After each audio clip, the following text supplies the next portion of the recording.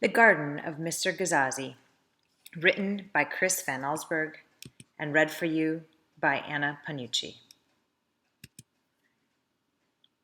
6 times Miss Hester's dog Fritz had bitten dear cousin Eunice. So when Miss Hester received an invitation to visit Eunice, she was not surprised to read, P.S. Please leave your dog at home. On the day of her visit, Miss Hester asked young Ellen Mitz to stay with Fritz and give him his afternoon walk. As soon as Miss Hester left, Fritz ran into the parlor.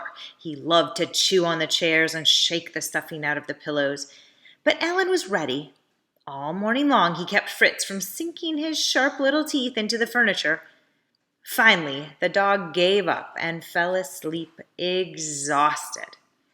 Alan took a nap too.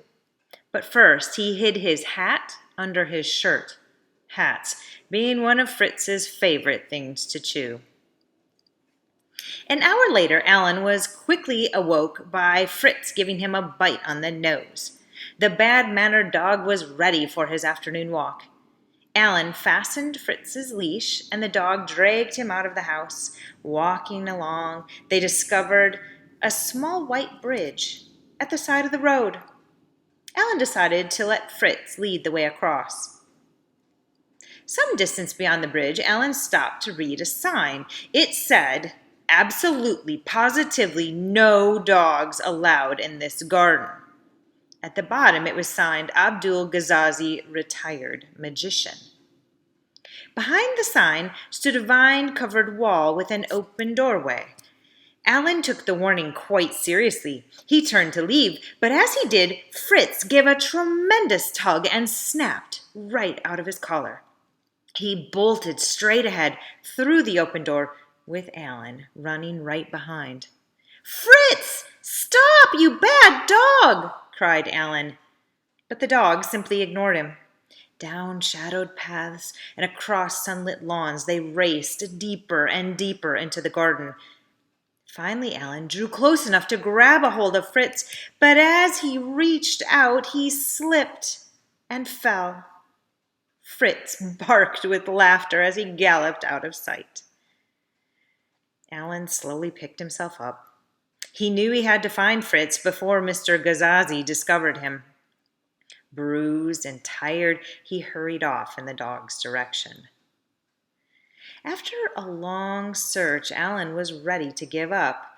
He was afraid he might never find Fritz. But then he came upon fresh dog prints. Slowly, he followed Fritz's tracks along the path that led into a forest. The dirt path ended at a brick wall began. There were no more tracks to follow.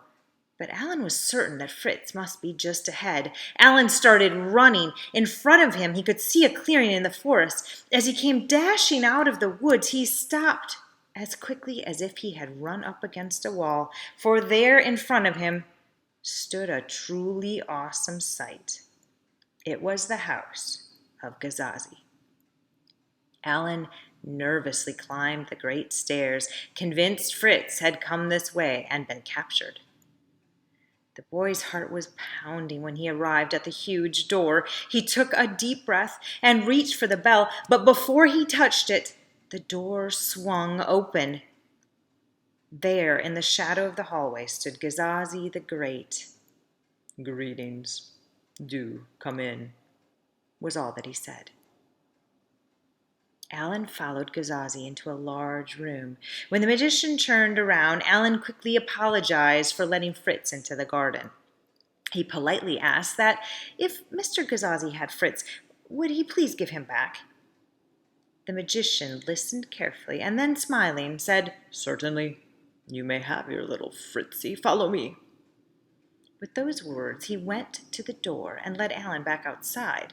They were walking across the lawn when suddenly Gasazi stopped by a gathering of ducks. He began to speak in a voice that was more like a growl. "I detest dogs. They dig up my flowers. They chew on my trees. Do you know what I do to dogs I find in my garden?" "What?" whispered Alan, almost afraid to hear the answer. "I turn them into ducks," bellowed Gasazi. In horror, Alan looked at the birds in front of him. When one duck came forward, Gasazi said, "There is your Fritz." Alan begged the magician to change Fritz back. "Impossible," he answered. "Only time can do that. This spell may last years, or perhaps just a day. Now take your dear bird and please don't come again." When Alan took the bird in his arms, it tried to give him a bite. "Good old boy," said Alan sadly as he patted the bird on the head. "You really haven't changed so much." With tears in his eyes, he started for home.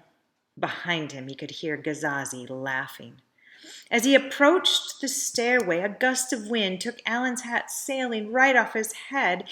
Running along with one arm reaching for the hat, Alan almost lost hold on Fritz. The duck flew out ahead and grabbed the hat in midair. But instead of landing, he just kept on flying, higher and higher, until he disappeared into the afternoon clouds. Alan just stood and stared at the empty sky. "Goodbye, old fellow," he called out sadly, sure that Fritz was gone forever. At least he had something to chew on. Slowly, one step after another, Alan found his way back to the garden gate and over the bridge. It was sunset by the time he reached Miss Hester's. Lights were on, and he knew she must be home. With a heavy heart, he approached the door, wondering how Miss Hester would take the news.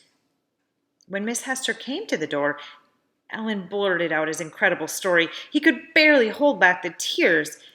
Then, racing out of the kitchen, dog food on his nose, came Fritz. Alan couldn't believe his eyes. "I'm afraid Mr. Gasazi played a trick on you," said Miss Hester, trying to hide a smile.